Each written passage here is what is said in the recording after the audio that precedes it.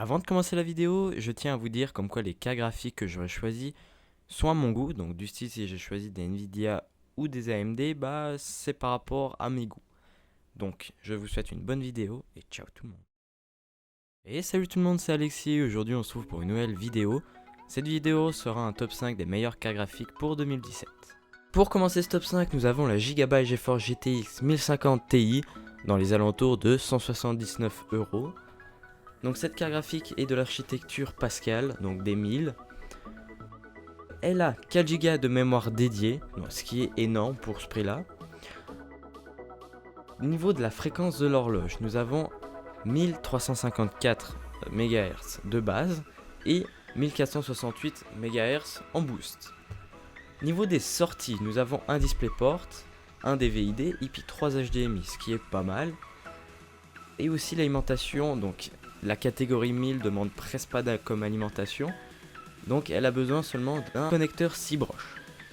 Niveau des dimensions, elle fait seulement 22 cm de largeur. Donc c'est une très bonne carte graphique pour ce tome 5. Passons à la deuxième. La deuxième carte graphique sera la AMD Radeon RX 480 de l'architecture Polaris, donc la nouvelle architecture des AMD. Donc cette carte graphique est très bien, donc elle est dans les alentours de 260€. Elle a 8 Go de mémoire dédiée, ce qui est pas mal franchement. Niveau de cette carte graphique, il y a deux versions, donc là c'est la Nitro, mais il y a la Nitro de 4 Go et de 8 Go, donc là c'est mieux la 8 Go pour la deuxième position du top 5. Niveau de cette carte graphique, donc elle est pas énorme niveau des fréquences, mais elle est pas mal quand même. Elle a 1208 MHz de base et en boost elle a 1276 MHz. Donc c'est très bien. Niveau des connectiques, donc elle a deux fois un HDMI, deux fois un DisplayPort et un DVI-D. Niveau des dimensions, elle est un petit peu plus grande, elle fait 24 cm de largeur et son énorme point faible, mais vraiment sinon elle est tip top, c'est son alimentation. En fait elle est très gourmande comme toutes les AMD. Elle prend 225 watts, donc il faut minimum une alimentation de 750 watts si vous voulez vraiment que ça soit tip top, mais sinon elle est bien. Bon, passons à la troisième carte graphique. Pour continuer ce top 5, nous avons la Gigabyte GeForce GTX 1060, donc de la même catégorie que la 1050, donc avec l'architecture Pascal. Cette carte graphique est dans les alentours de 310€, donc ça commence gentiment à augmenter.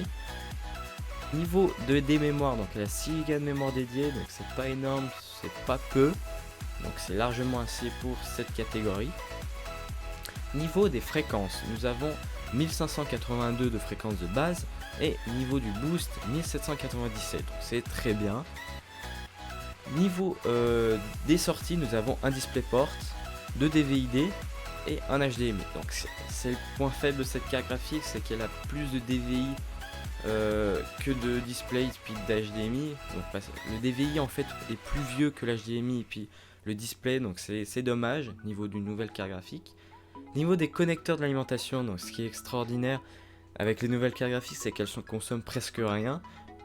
C'est super. Donc elle a seulement besoin d'un connectique de 6 broches, donc c'est tip top. Niveau des dimensions, elle fait seulement 22,3 cm de largeur, donc c'est petit. Voilà. Passons à la quatrième carte graphique. Pour cette quatrième partie, c'est vraiment du lourd. Donc j'ai choisi la Gigabyte GeForce GTX 1070 Gaming One. Donc cette carte graphique, elle est dans les alentours de 490€. Donc c'est vraiment... Maintenant on commence vraiment à être dans les hauts de gamme. Donc voilà. Donc cette carte graphique a 8 Go de mémoire dédiée. Donc si je ne l'ai pas encore répété, c'est encore une architecture Pascal, donc les 1000. Donc 8 Go de mémoire dédiée. Niveau de la fréquence, alors là ça commence vraiment à être du lourd. Donc elle a 1620 MHz de base et 1822 MHz en boost. Ça commence à être juste énorme. Voilà. Niveau des sorties, donc là je suis plus content par rapport à la 1060.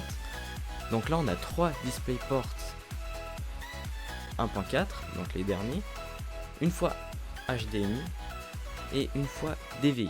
Donc c'est dommage qu'il y a moins d'HDMI que les DisplayPort, mais voilà, donc c'est largement assez. Niveau de l'alimentation, donc là franchement pour une telle puissance, c'est impossible d'avoir une consommation autant basse, donc elle demande seulement 150 watts pour une puissance autant énorme, donc c'est pour ça que je préfère Nvidia. Donc Nvidia perso, moi je préfère par rapport aux tous autres, et puis beaucoup de personnes vont penser comme moi.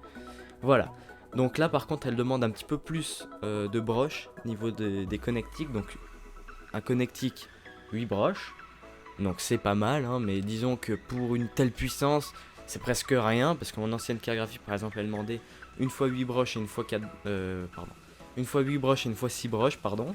Donc maintenant c'est presque rien presque. Bientôt ça sera seulement la carte mère qui alimentera, bref. Niveau des dimensions, donc là elle est beaucoup plus grande par rapport à la 1060. Elle fait 28 cm de largeur parce qu'en fait elle a 3 ventilos, donc du coup ça demande plus de largeur en fait. Voilà, donc maintenant nous allons finir avec la dernière, et c'est celle que j'ai, mais c'est magnifique. Voilà, donc à tout de suite. Pour cette dernière carte graphique, alors là c'est vraiment du lourd. Nous avons la Gigabyte GeForce GTX 1080 Gaming One qui est dans les alentours de 759 €, donc c'est vraiment, maintenant c'est vraiment du haut de gamme. Donc cette carte graphique est ultra puissante pour son prix. Donc du coup elle a 8 Go de RAM dédié.